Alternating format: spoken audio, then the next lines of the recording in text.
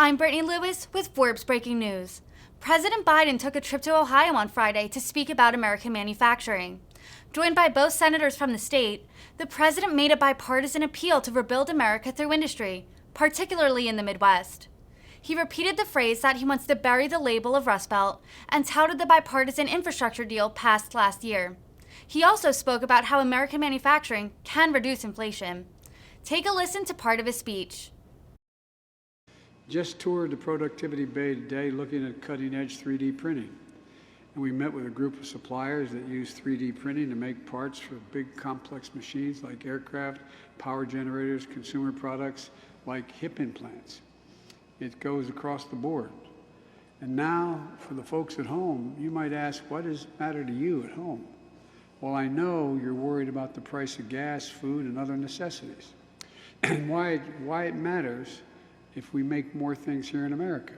Well, it matters a great deal because the pandemic and the economic crisis that we inherited and Putin's war in Ukraine have all shown the vulnerability when we become too reliant on things made overseas.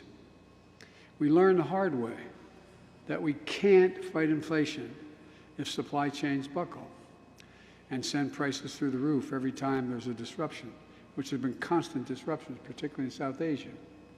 We know that one of the best ways to fight inflation is to bring prices down, is to strengthen the resilience of our supply chains. And that includes making more things here in America, at home, from top to bottom. And that's been my priority since day one.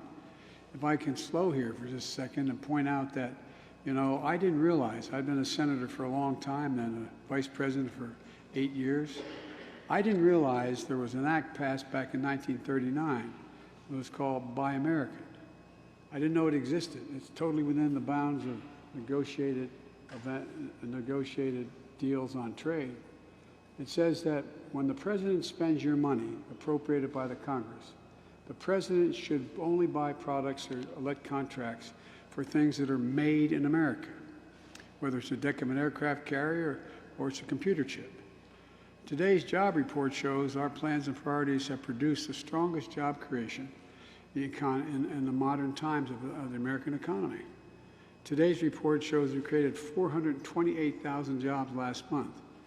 And that means we have now created a total of 8.3 million jobs in my first 15 months in office with the help of the gentleman behind me.